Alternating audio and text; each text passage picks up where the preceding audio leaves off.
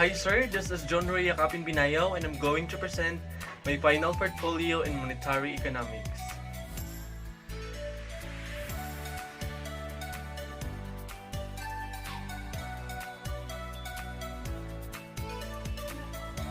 The another function of money is that money must serve as a standard of deferred payment. This means that if money is usable today to make purchases, it must also be acceptable to make purchases today that will be paid in the future. Loans and the future agreements are started in monetary terms, and the standard of deferred payment is that allows us to buy goods and services today and pay in the future. So money serves all of these functions. It is a medium of exchange, store of value, unit of accounts, and a standard of deferred payments. Suddenly, it evolves into the early money. Coin is first used in 1828 in large cities and it is made from metal.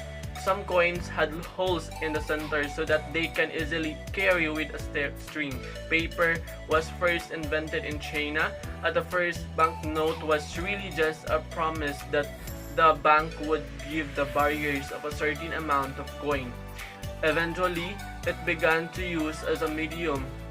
In today's generation, the use of credits and debit cards are very popular as well as e-wallet like GCash, PMaya, and etc. In this case, the people would not carry any money of all, which is good so that the virus couldn't spread easily into us. Demonetization is the process which by a central bank removes the monetary value of the current. It is issues demonetized currencies are no longer accepted as a payment for goods and services. So why does the government or a central bank demonetize the currencies? Good questions. The demonetization currencies, first, to prevent imitating the authentication of money. Second, the measure and compare the standard of money with the other countries. And lastly, the exchanges the type of government and exchanges in the type of currency as a part of political or social reform and reconceptualize the value of money in response to hyperinflation to respect the integrity of our currency. There are main components of the supply of money, which is the coin and the paper currency as well. As card money, credit by commercial banks, there are also four types of money, namely the commodity money, fiat money, fiduciary money, and the commercial bank money. Also, money can be characterized according to durability, portability, disability, and informality, limited supply, and acceptability. Let's just first define money supply. Money supply process and money supply control. Money supply, the total amount of money in circulation in the existent within the country. It the total amount of money, cash, coin, balance in the bank accounts. Money supply process is the process which discusses how money and the circulation changes. Money supply control. Money supply control influencing interest rates, printing money, and setting banks serves as requirements are all tools central banks use to control the money supply. And there are four main players money supply process: the central bank, depositor, and the borrowers. Central banks determine the money supply by the controlling the money, the monetary base. Banks also control the money supply through excess, reserve, and amount of money banks lend to borrowers. Depositor. This refers to individual or institution. The higher the depositor, the higher the money.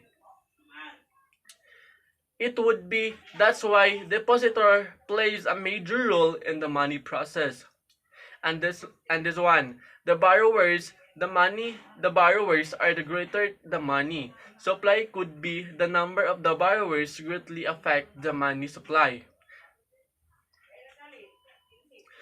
And the objectives of monetary policy. The primary objectives of monetary policy are the management of inflation or unemployment and maintenance of currency exchange rates. First, the inflation. Monetary policy can target inflation levels. A low level of inflation is considered to be healthy for the economy. It inflation is high, a constructionary policy can address this issue. Second, unemployment monetary policy can be influenced the level of unemployment in the economy. And employment monetary policy can influence the level of unemployment in the economy. For example, an expansionary monetary policy generally decreased unemployment because the higher money supply stimulates business activities. That leads to the expansion of the job markets.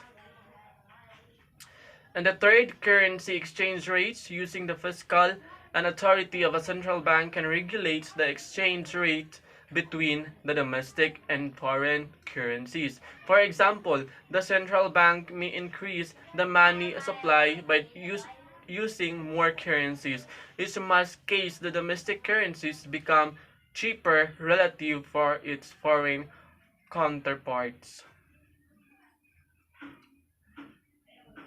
What transmission mechanism of monetary policy is? Let's start with the monetary equilibrium. Basically, there is money demand and there is money supply. For example, notice that the money supply curve is vertical and the money demand curve is negative. Sloping curve, the point where the two curves intersect in the monetary equilibrium.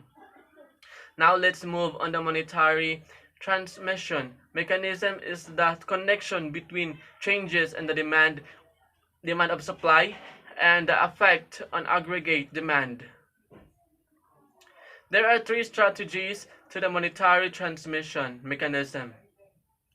First, a change occurs in the MS or MD curve with changes in the interest equilibrium rate. Second, the changes in the equilibrium rate results in a change desire of investment.